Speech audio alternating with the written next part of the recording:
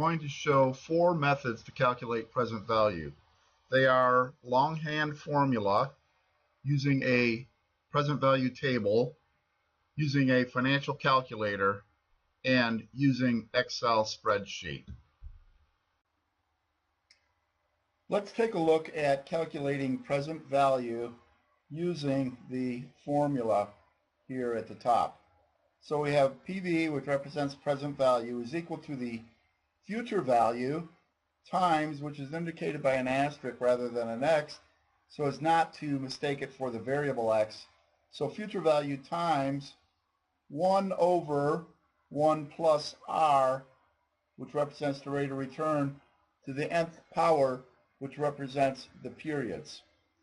So let's take an example where you're going to make an investment and someone is going to give you, let's say, $1,000 1 year from now. So N is 1. And our periodic interest rate, or the interest rate for that 1 year, let's say we want at least 6% back, or 0.06 on our investment. What's the present value of that $1,000 that you're going to get a year from now at 6% interest? So we'll just fill in our variables here with values. So it's 1,000 times 1 over 1.06 to the first power, or the present value is equal to 1,000. We do the math, 0.948, oh, I'm sorry, 0.94343, which gives us a figure of 900,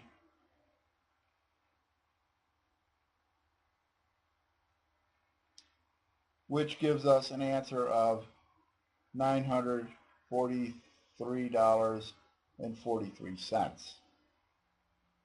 Here's another example using the same formula again, except the only thing that we're going to change are the number of periods until we're going to get paid the $1,000, and the interest rate is going to stay the same at 6%.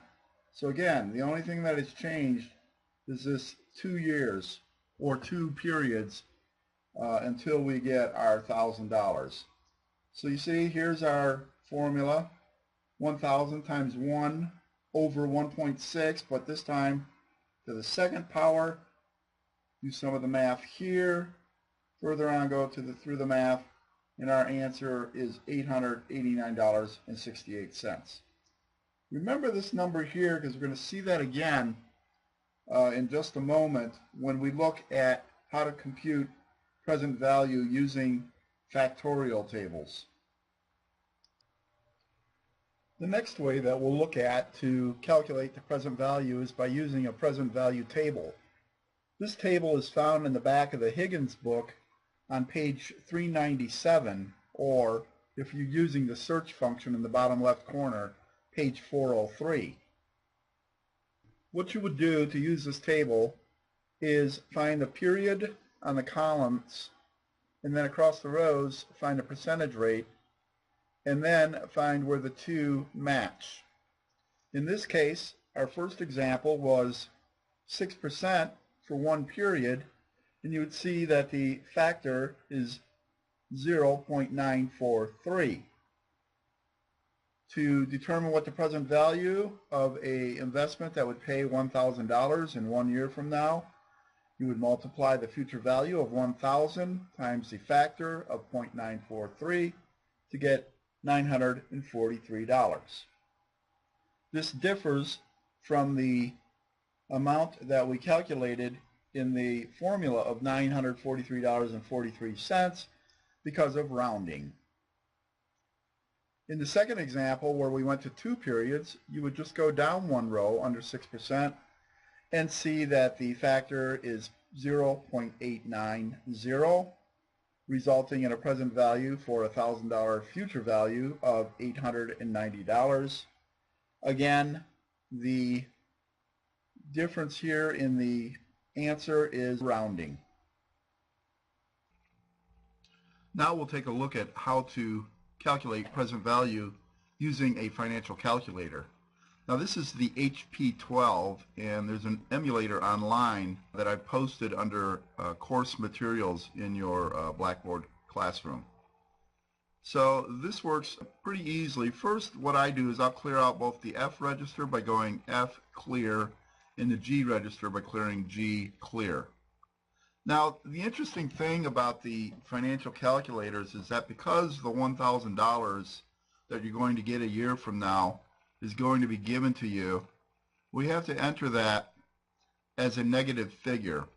So we use this change sign button here and then enter it by hitting the FV or future value button. We then enter the interest rate, and the interest rates are entered as whole numbers. So 6% into I for interest, which we've seen as R up to this point, and then the number of periods is 1 for N, and then you hit the present value key, and you'll see that we get our answer of $943.40. If you decided you wanted to look at this for a 2-year period, getting the $1,000 2 years from now, you don't have to re-enter everything. You only have to change the N variable by hitting 2N and then present value, and you'll see that we get the $890 figure. So that's how you would calculate this on the HP12. Other financial calculators are out there, and they might work just a little bit differently on the keystrokes, but the concept is the same.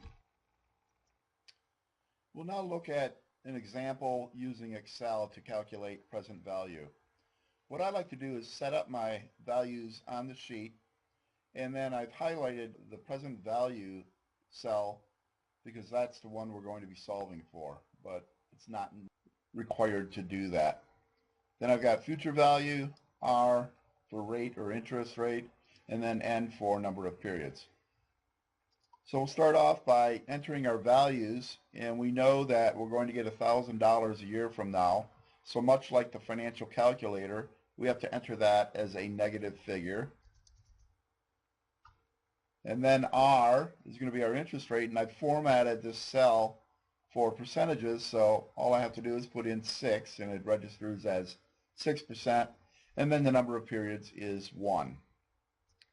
Now I'll come back up here to my yellow highlighted cell, and I'm going to enter my formula here. So I come up to the title bar, enter formula, insert function, and we'll look for PV by typing in PV on this search box, go, and then you'll see that PV is at the top of my search results.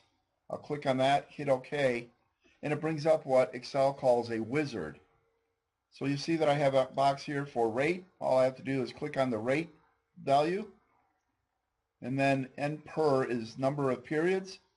Go into that box, click on the N value, and then we're solving for present value, so we need the future value. So I'll move my cursor down to that box, enter the present value, hit enter, and you see there is our $943.40 answer. Now the nice thing about having this set up is if I want to change any of these variables, I only have to change the one that I want to see what the difference makes. So here, looking at it as if we were going to get the $1,000 in 2 years instead of 1 year, you'll see that our present value changes to $890.